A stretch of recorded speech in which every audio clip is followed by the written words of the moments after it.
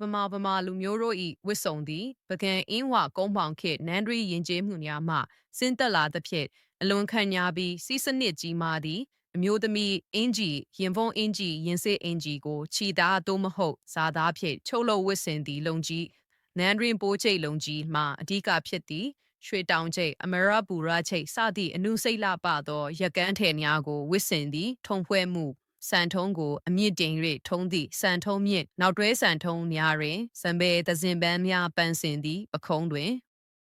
ဇာပူဝါကိုလွှားယုံခြင်းဖြင့်ကြက်တရေကိုဖော်ဆောင်သည်အမျိုးသားအင်ဂျီကော်လာမဲ့ရင်စစ်အင်ဂျီပေါ်တွင်ဂိုက်ပုံအင်ဂျီကိုခက်မှန်ဝစ်စင်သည်လုံကြီးပစိုးကိုခါပုံစထုတ်၍ဝစ်စင်ကအခမ်းအနားများတွင်ရွှေတောင်ပူစိုးကဲ့သို့သောပိုးပစိုးများကိုဝစ်စင်သည့်အဆောင်အယောင်ဦးကောင်းတွင်စက္ကူကောင်းပေါင်းပိုးဝါကောင်းပေါင်းကိုစနစ်တကျပေါင်းကြသည်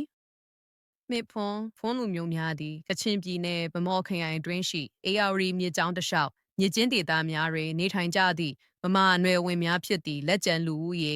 ဖုံးမျိုးနယ်စုဝင်ဟုခံယူသူလူဦးရေမှာစုစုပေါင်းမှဝန်းကျင်ခန့်သာရှိတော့ကြောင်းခံမှန်းရသည်သို့သောယဉ်ကျေးမှုအရာဗမာနှင့်ရှမ်းလူမျိုးစုများအတွင်းသို့လုံးဝရောနှောသွားခဲ့ပြီးဖြစ်သည့်ဘာသာစကားမျိုးတုံးမှုအစိုးရဆုံးအချက်မှာဖုံးဘာသာစကားကိုကျွမ်းကျင်စွာပြောဆိုနိုင်သူမှာတကဘာလုံးတွင်ဦးဝန်းကျင်ခန့်သာကြန့်ရှိတော့ချရင်းဖြစ်သည်ရင်းတို့အားလုံးမှာအသက်ကျော်တက်ကြီးရွယ်ဦးများဖြစ်ကြသဖြင့်ဤဘာသာစကားသည်မကြာမီလုံးဝမျိုးတုံးပြောက်ကွယ်တော့မည်ဖြစ်ကြောင်း UNESCO ကသတိပေးထားသည်ဝစ်စားစင်ရမှုအပြာရင်ရောင်အနက်ရောင်ရင်းစေးအင်ဂျီတွင်ငွေရင်းကားပြားများနှင့်ငွေကျဲသည့်များကိုရင်ပတ်၌စီတန်းတက်ဆင်ကြသည့်ဥကောင်းတွင်အမဲရောင်ပိုးဝါရှေကိုထူထပ်မြင့်မားစွာပေါင်းထားတတ်ပြီးဝေနာတောင်းကြီးများကိုဆင်မြန်းကြသည်သုံးထဝဲတို့၏ဝစ်စုံသည်တန်ရှင်းစင်ကြယ်ခြင်းနှင့်ရိုးရှင်းခြင်းကိုကိုစားပြုသည့်အမျိုးသမီးလုံကြီးထဝဲလုံကြီးဟုခေါ်သောကန့်လန့်စင်းသို့မဟုတ်အနုစိတ်အစင်းဒီဇိုင်းပါသောလက်ရက်ကန်းလုံကြီးကိုဝစ်စင်သည်အင်ဂျီရင်စေးအင်ဂျီလက်ရှည်ကိုဝစ်စင်လေးရှိသည့်အမျိုးသားခေါင်းပေါင်းအမျိုးသားများသည်အထူရောင်ခေါင်းပေါင်းကိုတည်သက်စွာပေါင်းလေးရှိသည့်အဆောင်အယောင်ထဝဲရိုးရာပွဲများတွင်ဂိမ်းကပွဲဝစ်စုံဖြစ်သောနှက်တောင်ပန်ကဲ့သို့သောလက်နားသက်များပါသည့်ဝစ်စုံကိုဆင်မြန်းကြသည်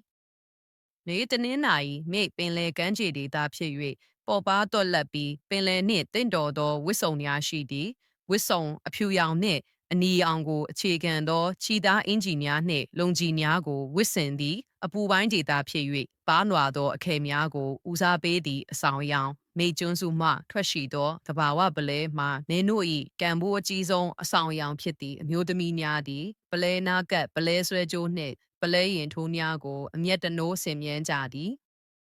ငါရောရတန်းအတက်တွင်တစ်ဖက်ကန်းခတ်ကျွမ်းကျင်သူများဖြစ်၍ရေနို့၏ဝစ်စုံမှာခိုင်ခံပြီးလက်ရအလွန်မြောက်သေးဝစ်စုံရောထဲဟုခေါ်သောအမဲရောင်နောက်ခံပေါ်တွင်အနီရောင်သို့မဟုတ်အဖြူရောင်အနာသက်ပါသောလုံကြီးနှင့်တင်တိုင်းများကိုဝစ်စင်သည့်အဆောင်အယောင်ရောင်စုံကြည်မြေများဖြင့်အနုစိတ်ရလှုပ်ထားသောရောလွယ်အိတ်နှင့်အေးဒဏ်ခံရန်ရောဆောင်မှာနင်းတို့၏မရှိမဖြစ်အမတ်သားများဖြစ်သည်